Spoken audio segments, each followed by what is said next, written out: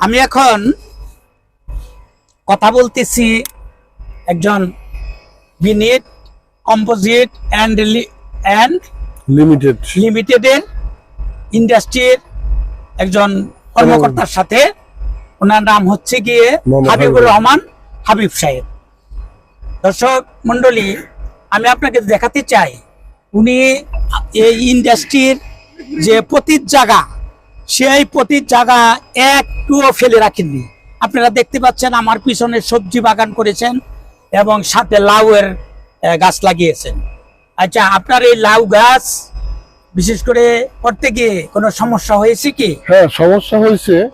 অনেক ফুল আসছে, সবজিও আসছে, কিন্তু এগুলি নষ্ট হয়ে যাচ্ছে। আচ্ছা, আপনাকে ধন্যবাদ জানাচ্ছি। আপনাকে একটা প্রযুক্তি বলে দিয়ে যায়, যেহেতু এখনো কিন্তু অনেক লাউ বড় হয়ে গেছে, আমিও দেখতে পাচ্ছি ওইখানে কিছু লাউয়ের ডগা পচে, ভাইরাসের কারণে পচে নষ্ট হচ্ছে, এগুলা কেটে ফেলে দিতে হবে।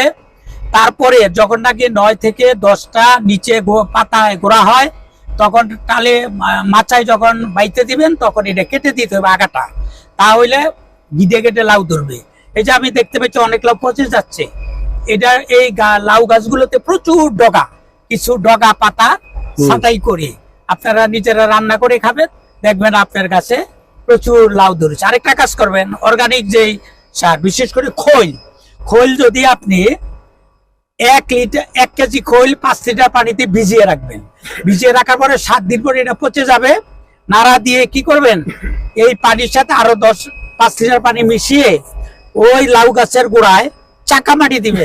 তারপরে প্রতিদিন বিকালবেলা ওই খৈল মিশ্রিত পানি ব্যবহার করলেই আপনার লাউ প্রচুর ধরবে এবং স্বাদেও অতুলনীয় হবে।